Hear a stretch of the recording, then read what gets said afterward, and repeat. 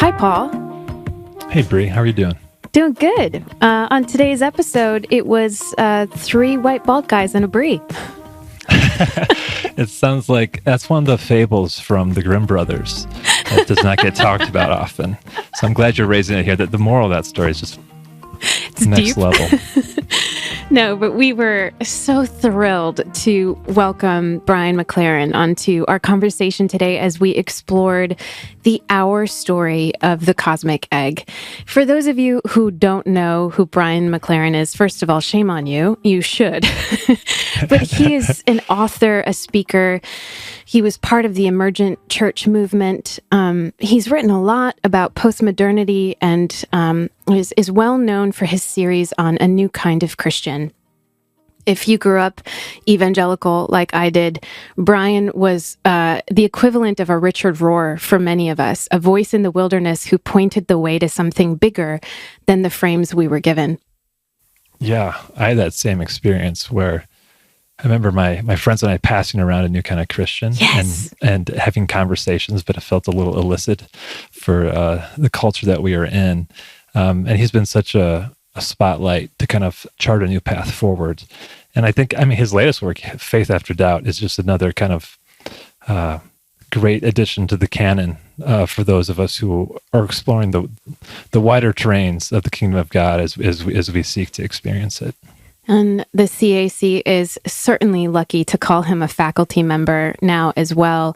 So you'll be hearing more from him. If you haven't heard his podcast series with the CAC, you definitely need to check it out. Yeah, so good. So good. And what a treat to be in conversation today with Richard and Brian and you.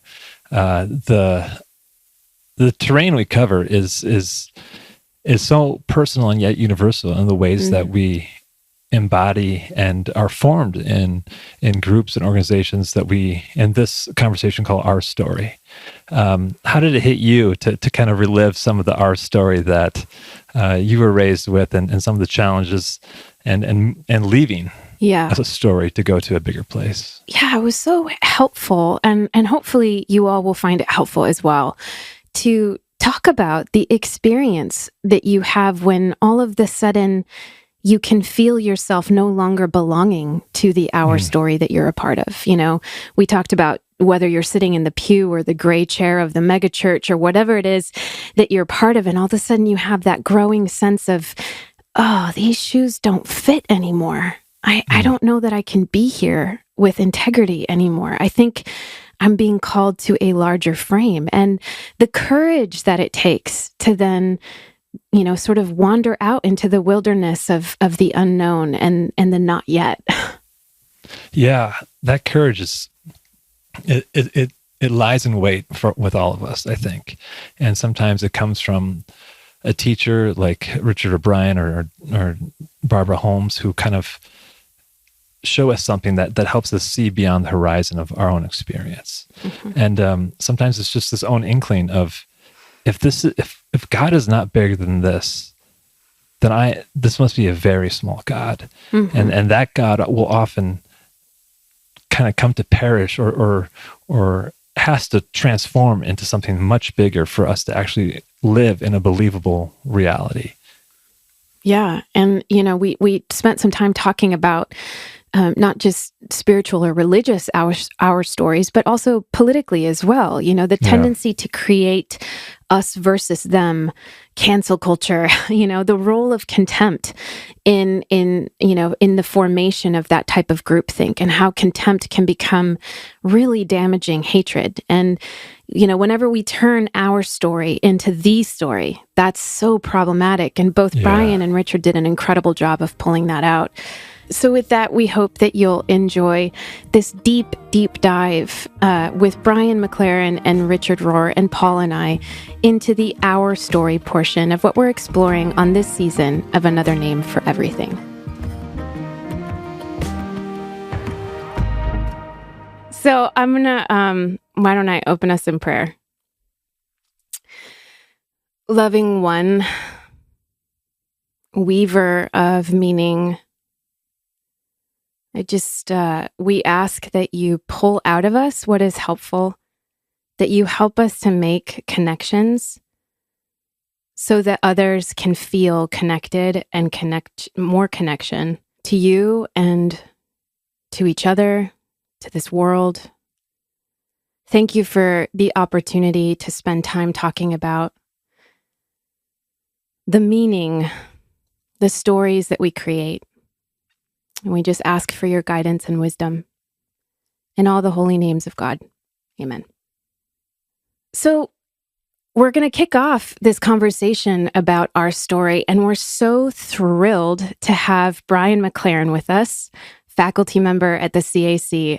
And I have to say, I've been a super fan of yours, Brian, for a long time because I grew up evangelical, and you were the voice in the desert for so many of us evangelicals who were exiting, one particular story, one particular version of the Our Story of Christianity, and we're longing for something new. So I just want to begin by saying, welcome to Another Name for Everything. Well, thanks. I'm such an avid fan and listener of the podcast. I'm happy to be on it and happy to be with you three amazing people. So to begin, we want to start this conversation of our story by naming what's healthy about the creation of our story, because there is a healthy and necessary aspect to this part of the cosmic egg. It seems like, especially developmentally, for kids growing up, for all of us, we need the boundaries of an our story in terms of laying the foundation of relationality for us, or for children, to understand ourselves in the context of something beyond the my story, to understand ourselves in the context of relationships and community. So I want to kick us off with this question. What groups do you each belong to that have really aided in your security and identity? Or maybe what groups have you belonged to that have aided your security and identity? Please start, Brian. They've heard too much of me. Go right ahead. Well, Richard and I have come from very different backgrounds, but we both came from very strong backgrounds that gave us a very, very deep sense of identity. And each in our own way, I think we've had to rethink a lot of the stories that we inherited. But I grew up in this very esoteric little fundamentalist group. Some people would call it a sect, called the Plymouth Brethren. It's the same group that Garrison Keillor comes from, if you've heard of him. And actually, Jim Wallace came from this group too. If anyone has ever heard of the word dispensationalism, it was invented by the Plymouth Brethren. One of the worst ideas in Christian history, my group contributed. The rapture was one of our unique contributions to the Christian community. Again, you're welcome. I'm happy to offer that. But it was a group that took its identity super seriously. We thought we were pretty much the only Christians who had it right. And as a result, we really took ourselves very seriously. We also took the Bible very seriously. And so that was my original group. Gradually, I tried to find larger groups that had a little more breathing room. And so for me, moving from the Plymouth Brethren to the evangelical movement was a movement toward liberation. Like, to me, evangelicals had a whole lot more freedom than my original background. And then I became part of the charismatic movement and the Jesus movement in the 1970s. Again, it was a portal into some more freedom.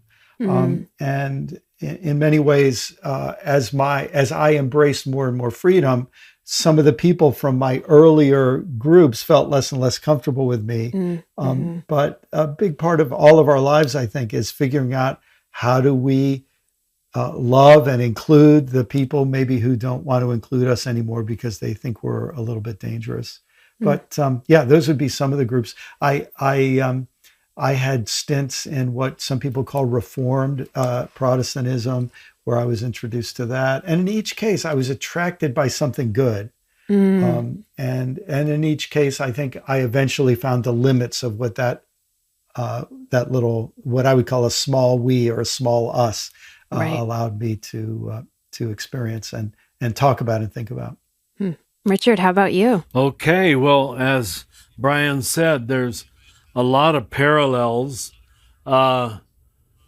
certainly my beginnings as a German Catholic in the 1940s and 50s in Kansas tells it all. I began with completely traditional values. There wasn't an anger about them, however, and I mean that sincerely. It was just, this is the way it is. Isn't everybody this way? And we only felt sorry for people who weren't. So it was sort of patronizing toward the rest of the world, but not cruel or angry, which is very different than we have now. Then, of course, joining the Franciscans at such a young age, took my first vows at 19 and lived totally in that world for 13 years of education, formation. And that became the movement period from my traditionalism to Vatican II in the early 60s, and a very progressive notion of Catholic Christianity. But the wonderful thing is I was educated into it. It wasn't just feelings, you know? It wasn't just, yeah. And if there was a critique of the old Catholic Church, it was a rational critique. It was usually a critique of inconsistency. Why did we say this if we believe that kind of thing? So that was my second major group. Family, friars. Then the two major worlds I've lived in. This year we celebrate in November the 50th anniversary of the event that started the New Jerusalem community. And that was very charismatic, just as Brian. We were sort of considered black sheep by the charismatic headship, which was up in Michigan. And they would send down letters to us how heretical we were and that I better conform. And and the two big issues, this is already the late 70s, was that I had women in leadership. And heaven forbid. How radical of you. And what was the other thing? I can't remember. Must have repressed it. Women in leadership.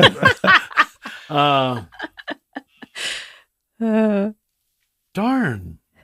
This is my short-term memory. But anyway, there were two things that made us unacceptable. So I was invited once to talk at a conference in Calvinist Grand Rapids, where Brie now lives, and Holland, Michigan. Is that the same thing? Or that's a little ways away? It's only 40 minutes away, but it's close enough to feel very oppressively close. Were you at any of those conferences, Brian? Could we both have been very young men then? No. I don't think so. No. And there was the great birth of the community of communities, 14 communities nationally, who had all developed what we call these living lifestyle communities.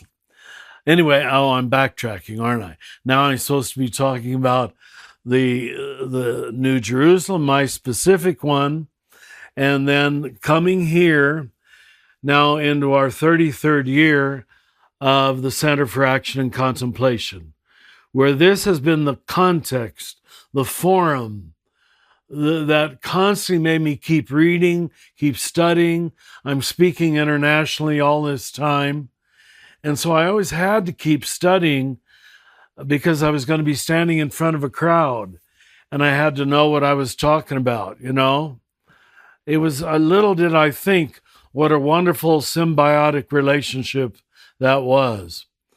So those were the different belonging systems, communities that have formed me. As I listen to both of you kind of give us a drive-by of your many hour groups that you've belonged to, it strikes me like what a human tendency this is to just kind of circle the wagons up around an hour. And, in the last episode, I commented that I'm a recovering self-righteous, precious, contemplative asshole. And what I mean by that is the growing recognition that even we here at the CAC and our broader constituency have just as much of that tendency to create an unhealthy, very boundaried, very elitist our story.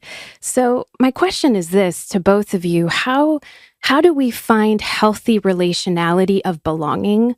How do we find a healthy our while not turning it into another map or arrogant, exclusive our? Yeah, I'd love to offer something on that, Brie. Please. I think one of the great tendencies of the our story is that we then claim to be the story. That's right. And we take ourselves seriously, which we need to do. And a family needs to take itself seriously. It's been fun for me this winter.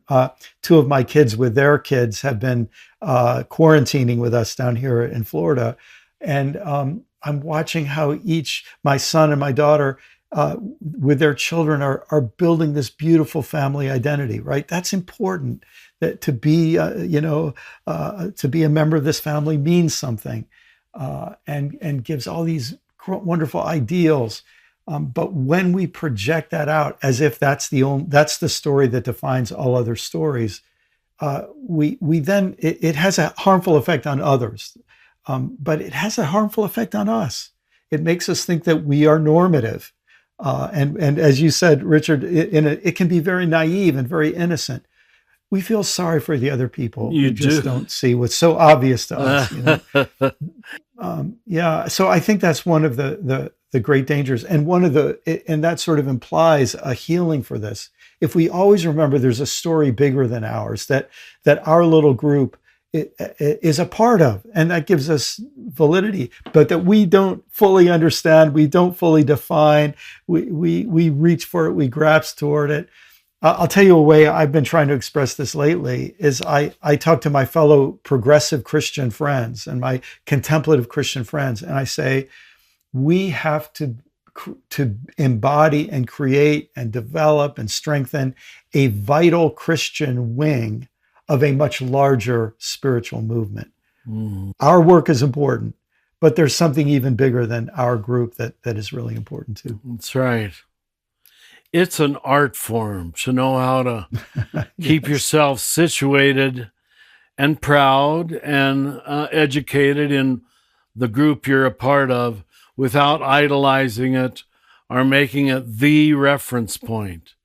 I'll tell you, what you just explained, Brian, is one of the main reasons I was attracted to this paradigm of the cosmic egg. The confusion, the constant confusion of our story for the story. I've been even strengthened in that in all these months we've had with COVID quarantine. I was given Netflix, and I made the mistake of starting watching some of these series, and one was A History of Europe, which I couldn't stop watching, and more recently A History of England, which I couldn't stop watching. And you just see that's what both groups did, which led to the First World War, the Second World War, just immense illusion and violence. When you really take your country or your continent, in the case of Europe, and you know what, I'm sure all of you know, but it hit me as I looked at it.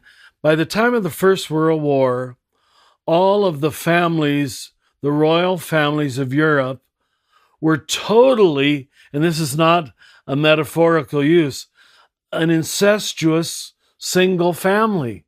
They were all related to one another. They just kept intermarrying. And this is so humiliating for the English to admit, that they're all German. Boy, and we are the white privileged elite group that got smaller and smaller. And that's the real point I want to make. Once you play that game, your explanation for reality gets smaller and smaller. Yeah. So the Tsar of Russia and the King of England are first cousins. And in your mind and my mind, we think of Russia and England as two completely different worlds. Not really. Yeah. So, yeah. I so appreciate that, Richard. And I'm also glad to hear that your Netflix has moved beyond the Borgias, that you started to dip into some. I was going to ask. Why did I tell that? Now you've broadcast it. Oh, yes. Well, that was my ability to, or my attempt to relativize the Roman Catholic Church. And of course, the Borgias does it in spades.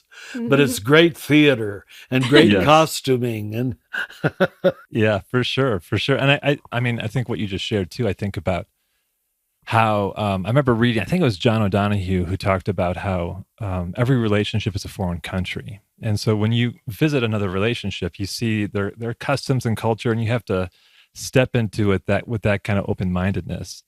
And I think the same is true for our stories within the different spiritual circles that we've all talked about. And the ways that there's goodness there and things to learn from, but it doesn't mean that the growing edge, I think it always invites more curiosity and adaptation. And I want to just kind of dip back into some of the our story piece from your book, Richard, The Wisdom Pattern. You talk about the anxiety of developing a personal self when you're being pacified, when you're entrenched inside of an our story. Can I ask you to further unpack that? Because I feel like that's a very potent idea. And then after that, how can a person wrestle with the development of personal self within groups of belonging, within the our story? How do we do both? Boy, that's good.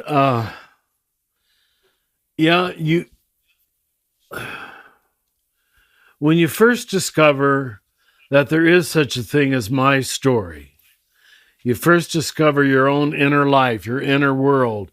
It is so exciting that you overly rebel against our story. And on the other side, when you grow up, as I did, with an intense our story, you don't need a the story. In fact, it's considered liberal thinking.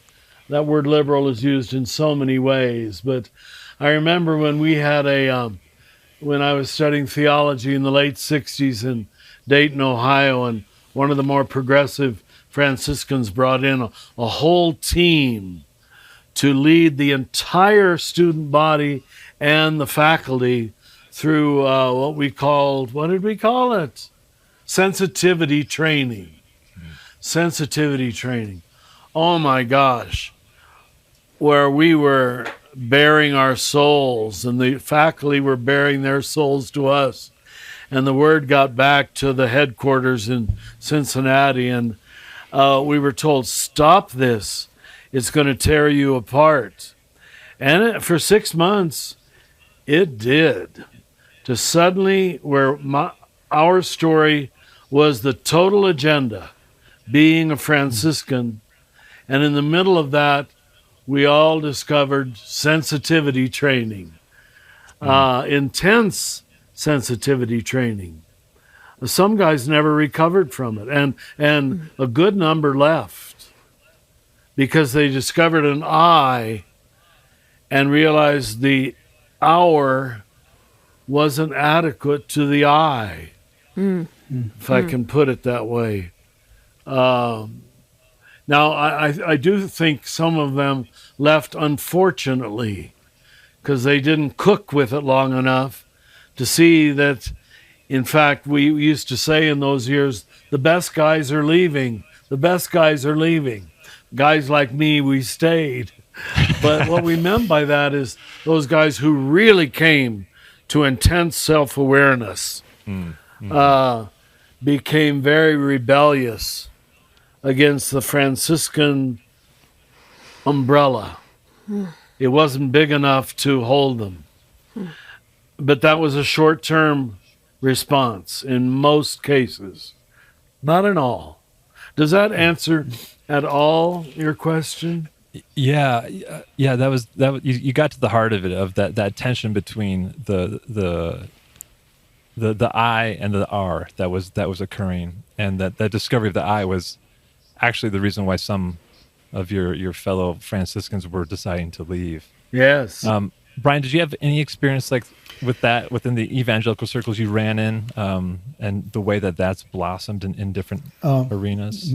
My gosh, and Brie, I know you would have stories of this too. There are just so many examples of it. There's a huge conversation happening among post-evangelicals or ex-evangelicals now about purity culture, which created a set of sexual norms that gave so many people shame and self-hatred about their own sexuality, that, people now 20, 30 years, 40 years later find themselves deeply wounded, and they realize that decades of their lives have been deformed by this. And sexuality is one of those dimensions of our life that doesn't easily just go away if the our story tells us it should. But actually, I just came across a quote recently from Thomas Merton, and Paul, I think it perfectly captures what you're describing. Could I just read it real quickly? It's from a little-known work of Merton's, an essay called "Christianity and Totalitarianism" in 1960. Here's just two paragraphs. Wow. A mass movement, and when he says mass movement, I think he means a massified movement, the kind of thing that swept people into the Capitol on January 6, 2021. A mass movement readily exploits the discontent and frustration of large segments of the population, which for some reason or other cannot face the responsibility of being persons and standing on their own feet. But give these persons a movement to join, a cause to defend, and they will go to any extreme, stop at no crime, intoxicated as they are by the slogans that give them a pseudo-religious sense of transcending their own limitations. Oh my gosh, what a devastating. Wow. Does that say it? Does that say it? 1960. Wow. Yeah. That man was such a seer. Go ahead, Brian. You can see why, and I think here at Center for Action and Contemplation, the reason we want to keep action together with contemplation is that there's a sense that if contemplation involves, to one degree, facing my own individual story and coming to encounter God in my own story and my own experience, God disguised as my life, that then gives me some leverage point to not just be swept into our stories of racism or nationalism or capitalism or communism or whatever it is. And it gives us this leg to stand on, this something to not just be swept into that massification, Yeah, and I love that you're bringing up this central tension point of action and contemplation, which for me only works in a dynamic ontology of becoming, a recognition that my story and our story are unfinished. Therefore, if the my story is not represented or seen by the dominant our story, then I have a role to play in animating the recognition that there's more. You brought up purity culture, and I was like, no, Brian, I don't recall purity culture in evangelical movement at all. It was so damaging. It is still so damaging, and to none as much as women. We have borne the brunt long enough of needing to be the vessels of quote unquote imperfection and fallenness in this frame that we've carried out in Christianity. So, as a woman, I can relate to the experience growing up in that evangelical hour where I wasn't represented. In fact, I was scapegoated. And so as we recognize that, this is the harmony of the cosmic egg, right? It's like the opportunity of seeing the cosmic egg as an unfolding symphony that we all have a part in playing. Because when the my story can harmonically influence the our story to become broader and include all my stories. Now that's when the music gets juicy. And this huge part of the battle, isn't it? The fact, and it's why the word story is so good. My story isn't over. Our story isn't over. Yeah. And there's a group of people who are very happy with the current status of our story, and they want to keep it just the way it is because it gives them power and it gives them privilege and gives them justifications that they like, and they're comfortable with it. But then we say, no, it's not finished yet. And interestingly, when you stop a story, you kill it. Yes. Wow. The people who think they're defending it by stopping it are actually killing it. That's right. And this invitation, and I love this dynamism then between my story and our story. And of course, then, we always remember that there's a much larger reality. Right. It's what I think Dr. Barbara Holmes captures perfectly when she writes a book called Race in the Cosmos. It's a way of saying that our story of race, if it makes itself the ultimate reality, we're in deep trouble. We need to relativize it by a much larger story. Perfect. If I can go the other direction with our paradigm of the three domes of meaning, by the Vatican Council ended in 1966. And what it had done was, in a significant way, give new wording to the story for Catholics. Oh my gosh, this works. This makes sense. Good scripture, good understanding of tradition, good use of history and philosophy. And so us young ones just became thrilled with it. But 1968, 2 years later, is the single year where more priests and nuns left the priesthood and the convent than any year of history. 1968. They just flooded out of vows, because the old paradigm, which had absolutized itself, didn't make sense anymore if you didn't get the new real story, if the new language. And some ran back to the Latin Mass, which continues to this day. Some run back to the worship of the papacy, and of course they're really falling apart now, the Pope being Pope Francis. He doesn't fit the paradigm. But you can move it from either side, the our story, by a new the story, by a new my story. And I know you know that. And we have this example, I think, too, of Jesus representing this, furthering this becoming. Like I think of, when John the Baptist, when his followers come to Jesus and say, "Are you the one? Are you the one that we're waiting for?" Because he seemed to go beyond the perceived boundaries of what that group was doing. And it wasn't that he was denying what they had brought and what they were bringing into the world. It's just that Jesus's participation in the story was continuing to enlarge as his ministry and life went on. And I think that seems to be part of how this sense of becoming plays out in the cosmic egg, is that there's no final line to the story that we can see in our own writing of our lives and writing of the groups that we're in. How have you experienced this for yourselves in this? How have can you pinpoint any moments where you recognize, like, you were part of a group that was helpful and healthy for you, but you recognize this sense of, for my story to continue to unfold in this sense of the Spirit's leading, and maybe even to enlarge in our story? Because I think that when I think of some of the folks listening, they are circling in our stories that are not helpful, that they're trying to grow out of.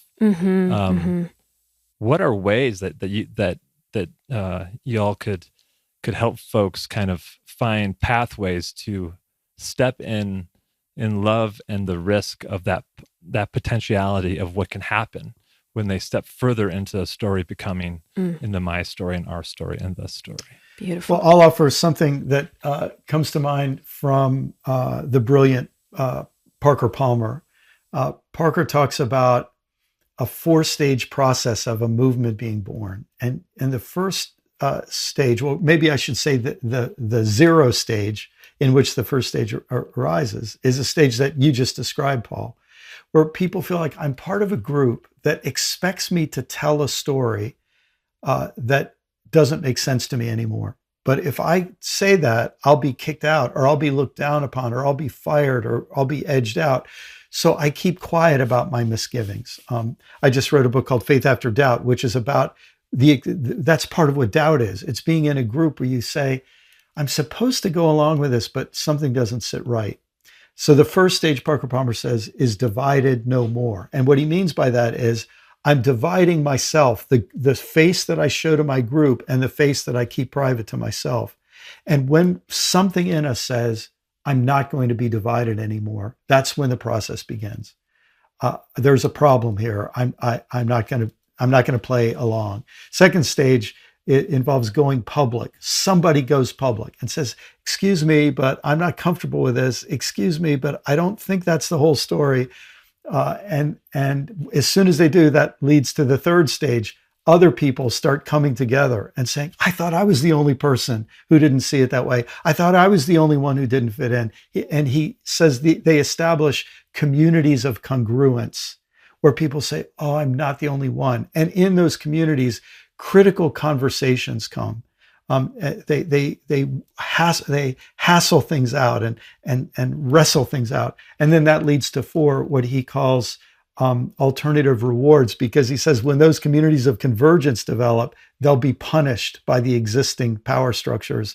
So they have to create alternative rewards where people say, we have a right to exist. We're going to take care of each other because the larger group telling the old our story is no longer going to take care of us. Anyhow, that to me is a way that, and I've sure seen that play out in my own life. That is such a helpful frame, Brian. Just even describing the steps. I'm sure so many of our listeners can relate to one or all of them. The moment when you're sitting in the pew or the gray chair, Mars Hill Bible Church, Rob Bell's old church in West Michigan, used to call them the gray chairs. And I remember sitting in the gray chair and having this moment where I finally allowed myself to authentically recognize that I wasn't being authentic in being there anymore. That by showing up, I was going against the grain of a deeper longing, and there was a dissonance happening. I was out of tune with my own conscience and where I think the Spirit was wanting to take me. And I bet there's so many who are listening who remember or recall that feeling.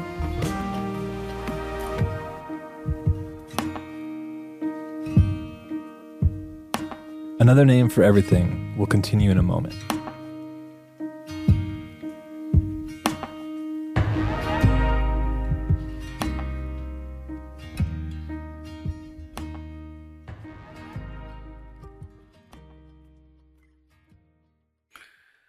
It's a moment that, it's more than a moment, but that demands so much courage and good eldering or spiritual direction, or at least one good teacher. And what you have to learn in that period is, and it takes some time, I'm talking about years, not weeks or months, to distinguish between essentials and non-essentials. I think that's what I was doing much of the 60s and 70s. Now, what do I really need to hold on to as essential Christianity, as essential Catholicism, essential Franciscanism? And boy, you only learn to do it right by doing it wrong a number of times, particularly from the pulpit, where you make public your inner thoughts. I'm sure you did that, Brian, and good friends or good teachers would say, Richard, you're right, but you're coming across a little angry, or you're coming across a little egocentric. And I'm sure I still do. But boy, if you don't have an ability to be guided through that period. You will not know how to get out of exile back into what I call reorder in that wisdom book. It's, boy, and few people have it. So what they do is they run back to a reassertion of, because they can keep all their friends, they can repeat the cliches of their early seminary professors and their blessing. The advantage I had was there was a huge flux created by Vatican II. Yes. Which allowed me to just float. And the momentum was on our side. I don't think evangelicals enjoy that today. You look so much like heretics. Thanks, Richard. Whereas in the Catholic world in the last years, there was always a sense, well, these guys might be right. They proved themselves to be in the 60s, at least half right. At least half right. But I don't think you enjoy that spaciousness. No, it's uncomfortable. It's really uncomfortable to be in the exile of unknowing. Yeah, and very good. I want to talk about that a little bit. Let's hang out in the wilderness of the exile for a minute, because it takes a tremendous amount of courage and a trust fall in trusting your own experience to take you into a larger hour. For many of us, and I'm going to direct this question to you, Brian, for many of us who grew up as good evangees, we experienced that exile. And in many of us, as we recognize that there was this dissonance between our lived experience of a more spacious and mysterious God, the desire to be able to hold paradox, and for something that was deeper than the quippy cliche Christianity we were getting on a Sunday morning. We experienced a profoundly devastating exit from, we'll call it Eden, when we suddenly ate from the tree of knowledge and discovered that the categories of belonging were too constricting, and the false binaries, and I don't know, being a woman in general made you not really compatible with evangelicalism. So we wandered in this wilderness feeling like, well, I guess I don't belong to that our story anymore. And that dislocation was profound and, required a lot of grieving, the loss of the connection to that our story. And, wandering around in that desert, I'd love to hear about the process of not, leaving one our story, but not finding a larger one yet, and being in that space of unknowing for those listeners who might be there. And then my second question, follow-up to that, would be, How do we relate back to those who are still in that former our story?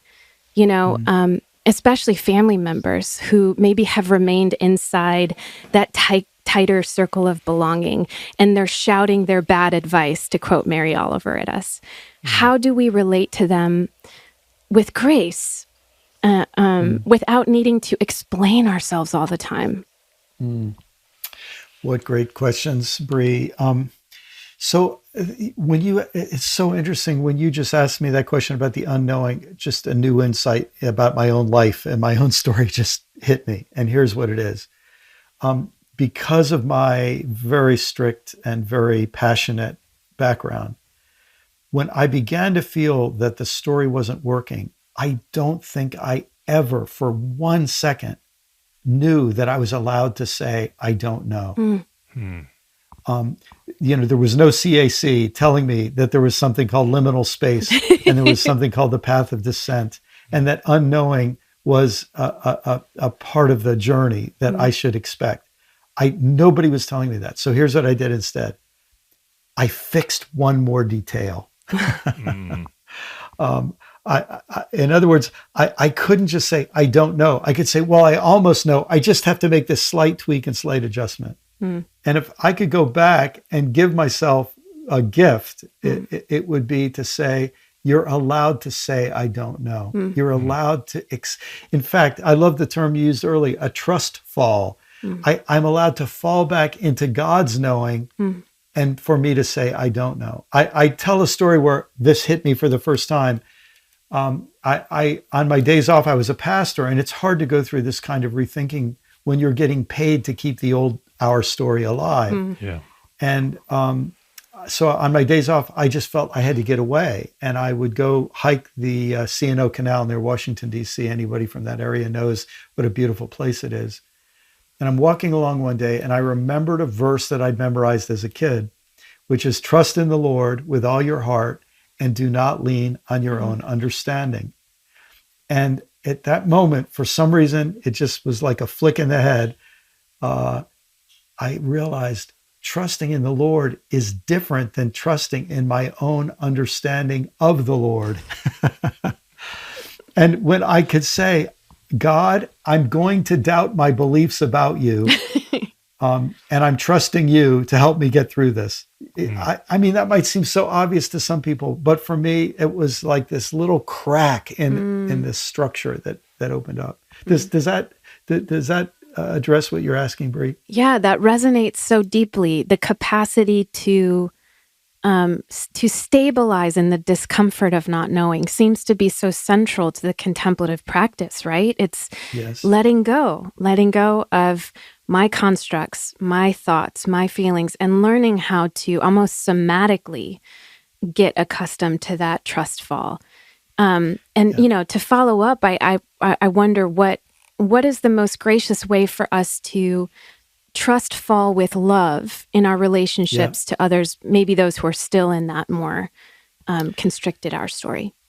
Yeah, and this is really, really tough, because then we start asking questions, and then people start being nervous about us, and they start worrying we're going to hell, and they start worried, and words like apostate and heretic and all these, liberal, the worst word of all, start being thrown around.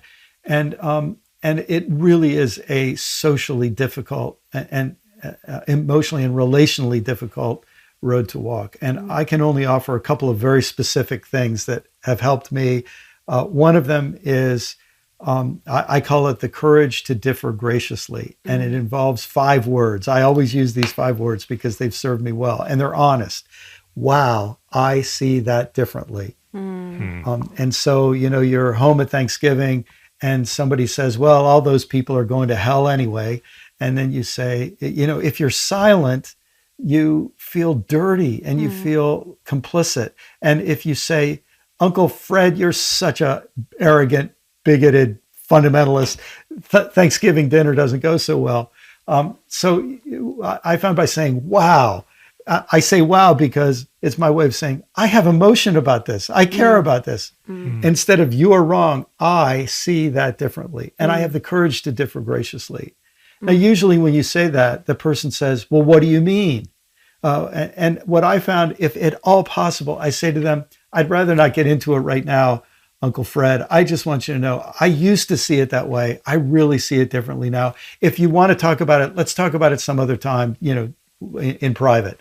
The reason I suggest that is at the moment you can say to somebody, I differ from you, but I don't need to convince you I'm right. You're giving them a phenomenal gift. Wow. And the gift is, I love you and we don't have to agree. Yeah. I have the security to be different. And in a sense, what I'm doing is I'm violating the rules of our story that say we all have to agree on this. And in a way, I might even be stepping into a larger story that allows us to disagree, but still be part of something where we love each other. So that's a little, it might seem like a gimmick, but it actually has worked and seems to me to be an honest and fair way to do that. I totally agree. Thank you. That's all I can say. The form I've usually used is, I try to say it in as kind a voice as I can.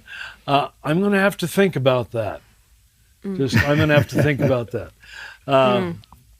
Do you remember Reverend Angel Kyoto Williams? Yes. At the conference at the CAC, she had this brilliant way of saying, I might need to complicate that for you. And then she would lay out this brilliant, but complicate. That's so helpful, both of you. That's such a helpful way to be to honor the authentic, need to speak up in the moment, the need to honor my story by saying, I don't see it that way, but to do so with grace. Wow, that's beautiful. Oh, well, one other thing I think that is helpful in those situations is to decide, that beautiful old song derived from Ecclesiastes, for everything there's a time and season. And sometimes what people need is not a theological argument, they need reassurance. So for me, growing up in my background, my parents would say, you aren't changing your view on homosexuality, are you? And I'd say, oh, don't worry, Mom, don't worry, Dad. I love Jesus and I love my neighbor, and that's what really counts. Mm. So they weren't ready to handle a big argument, right? But I could give them the reassurance that they needed and that they were ready for. Mm. But there are other times where the argument needs to happen, or at least the story of how I came to see it differently needs to be told. Mm. But yeah, sometimes folks just need reassurance. That's so helpful. And I think too about, Richard, I think about the phrase that you're known for of the edge of the inside. Yes. And to take this to kind of what we see in the natural world of this metaphor that has been giving me a lot of life is of ecotones, where field and marsh meet, where these two different ecosystems meet, there's the greatest exchange of life. And so I think that is useful in this for me when I think about whether there's differing views, the way that all three of you have shared, there's an opening for an exchange of life to happen through those responses. And also, I think that metaphor also works if you are kind of moving, like letting go of one story or ending a chapter of one story and moving to another, there's often this great exchange of life that occurs in your own my story that propels you to expand into the our story. And so I want to transition here just a touch, because one thing that has become clear to me in listening to the my story and the our story of historically marginalized people, it has shown the poverty of the particular our story that I was raised with, and kind of has invited my participation. Because the our story that I was raised with was comforting to the my story.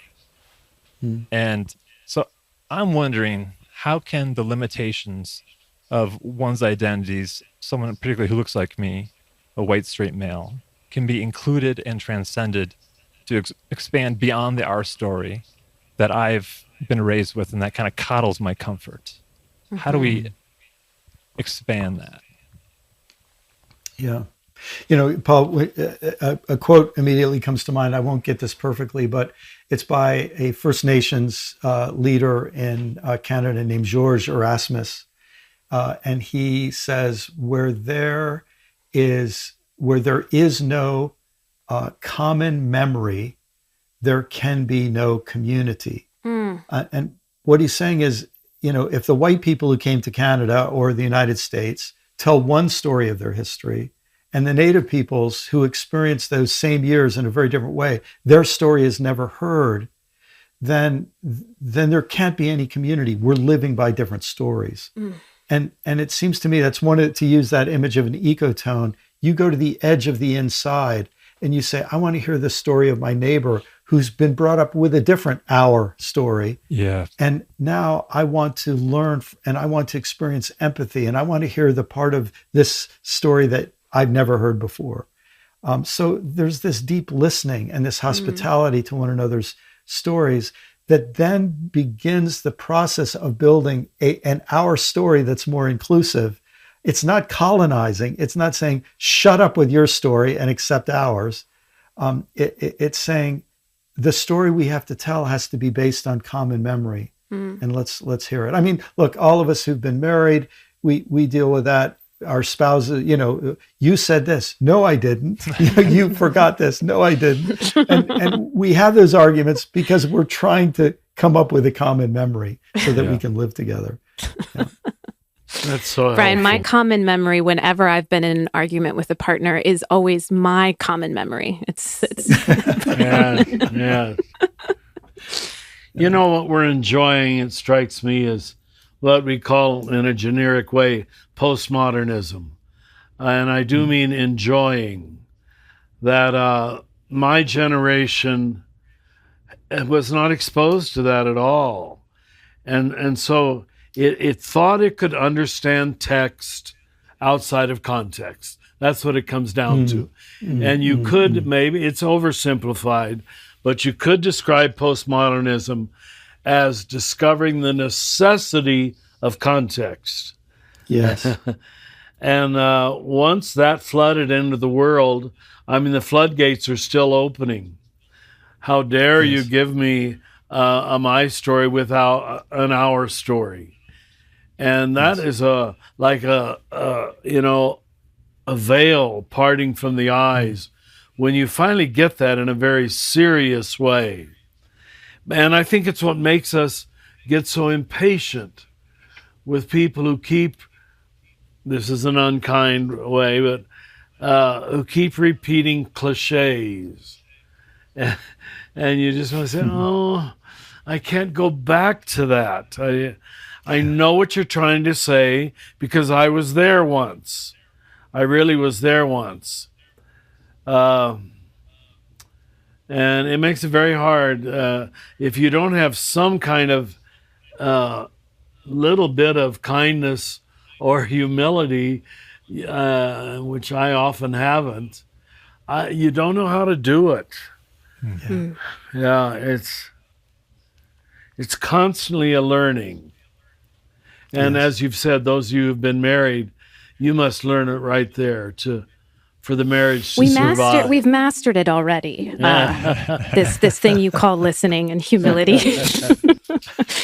But this is reminding me of the broader critical cultural shift that's happening right now around needing to have humility and listening, particularly as white people, right? Because the recognition of white supremacy as being the foundations of our culture, and having existed as the dominant our story means that we have to be, first of all, willing to recognize that we turned the our story, the white supremacy dominant our story, into the story. That's right. And I just want to touch on this, the colonial need to dominate and determine and, put boundaries and borders and maps and say, this is the architecture of reality. I have established it.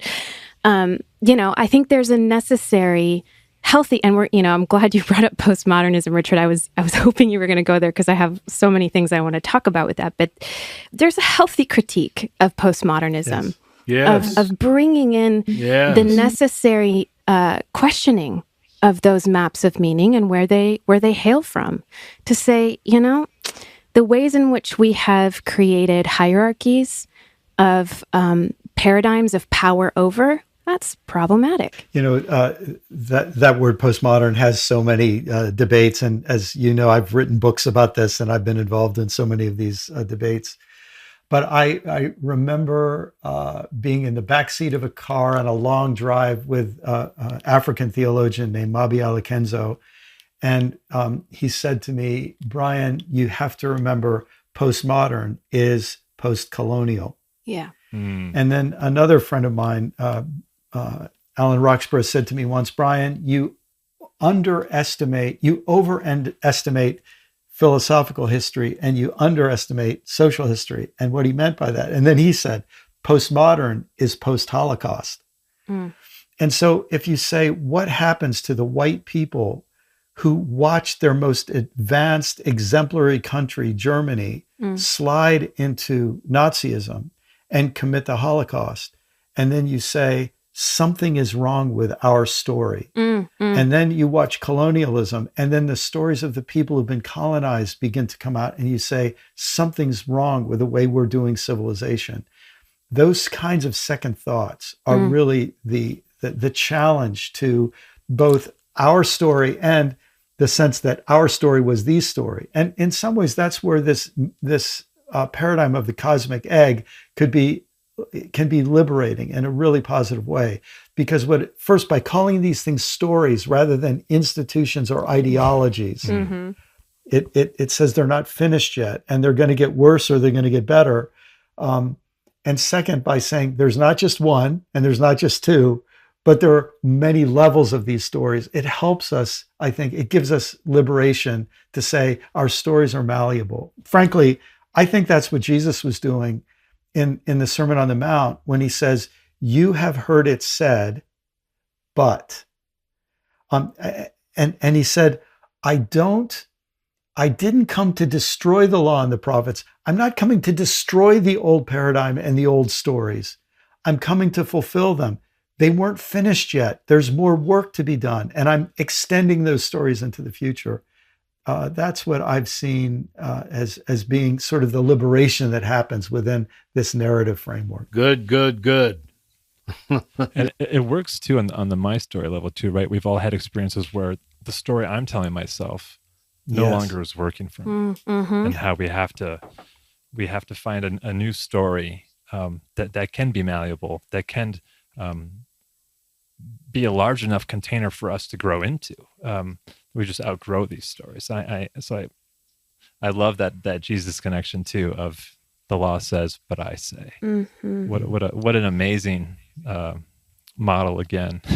Jesus offers so many years ago that here we are still catching up in so many ways as followers of this man 2,000 years later. He was a cool guy, that one.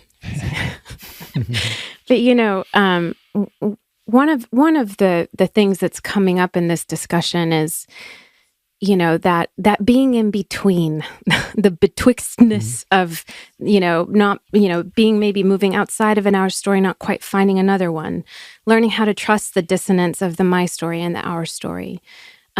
It's learning how to honor and make an altar to the middle, to the process, to learning how to lean in with faith, that this is part of the journey of faith as opposed to a problem. Only when we construct maps in stone, so to speak, do we get into trouble with the process of life. Life becomes problematic to a really rigid map. And so much of our spiritual traditions talk about walking in faith, but I really think we're just walking around with our noses in a map, and that's not faith. That's making a destination out of the journey, but you're not in it. You're not in the process of becoming with courage and vulnerability. So if you'll allow me, I want to take a little detour.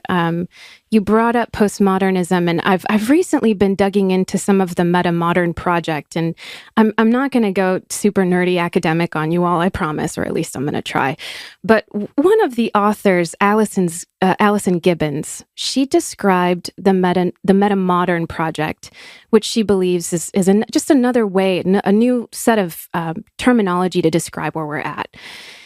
She says, that we're dancing in the middle. And I like that she says that. And the emphasis is about being in the middle, between irony and sincerity, between skepticism and heartfeltness, solipsism and yet desiring of connection. And she says this in a book called Metamodernism. She says, in a crisis-ridden world, subjects are once more driven by a desire for attachment to others and their surroundings, wherever boundaries are drawn between in-group and out-group, or between inside and outside. She goes on to say that in the midst of this fragile and fragmentary reality, we're trying to find our ground in lived experience and the relationships between our bodies, all bodies, and the environment. And I'm bringing all of this up to say that maybe this can help make sense out of some of what we have seen the last 4 years with us versus them culture becoming the predominant way of how the our story existed. The our story was anytime there's an us and an against them.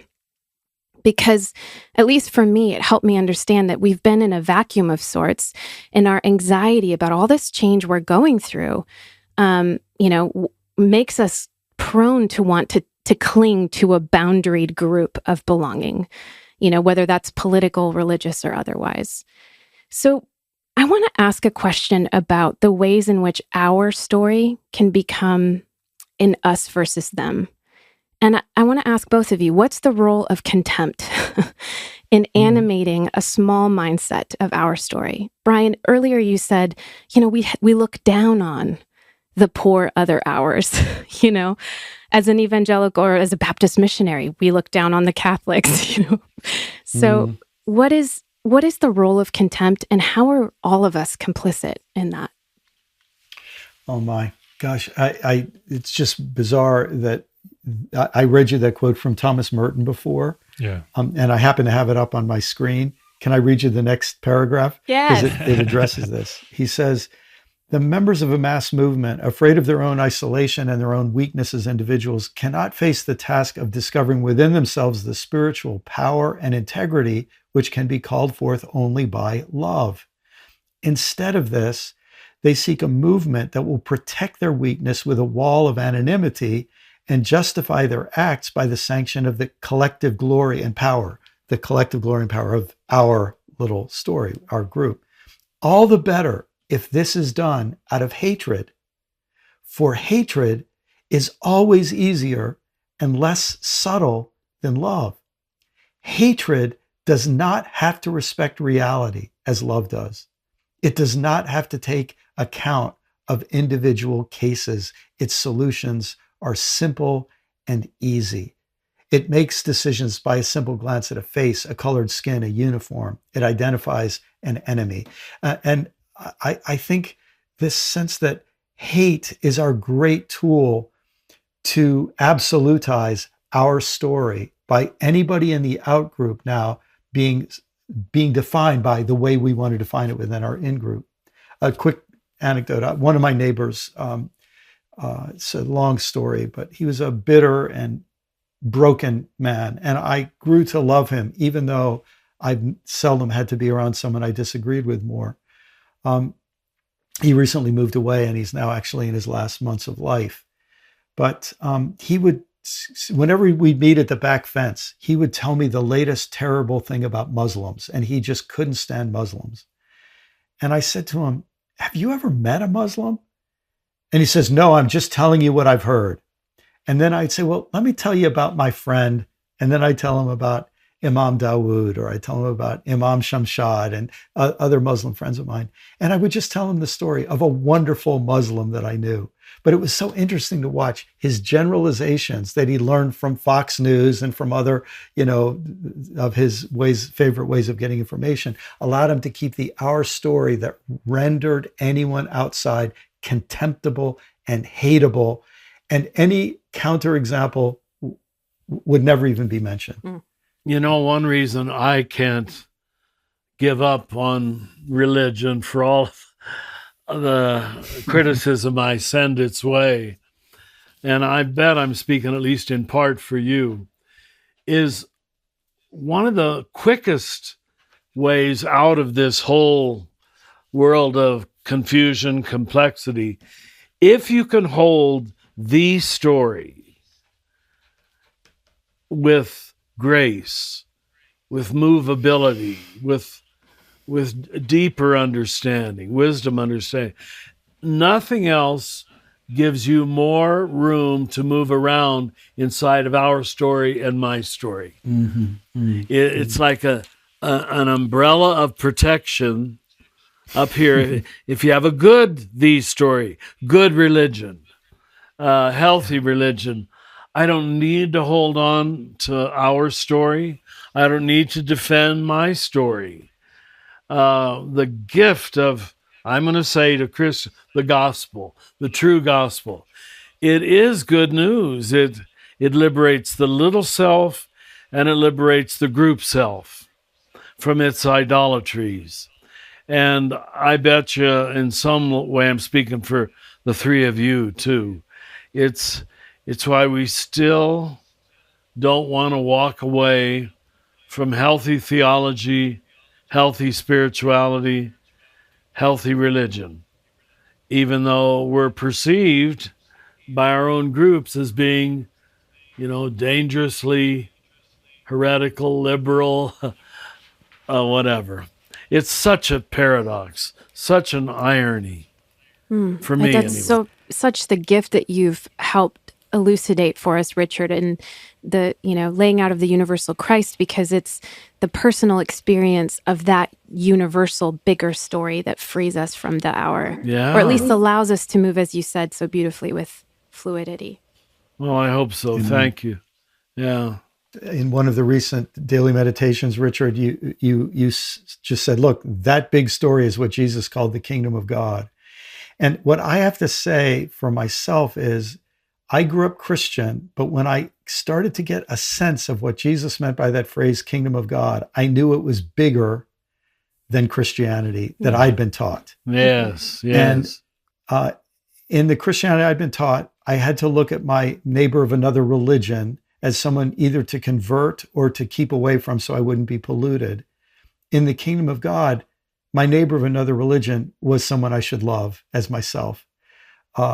Example after example, the environment was something to not be concerned about because Jesus was coming back and would suck us all up into heaven and then burn up the earth. And in the kingdom of God, every sparrow matters. Every wildflower, however brief its life, has its own beauty, and it all matters.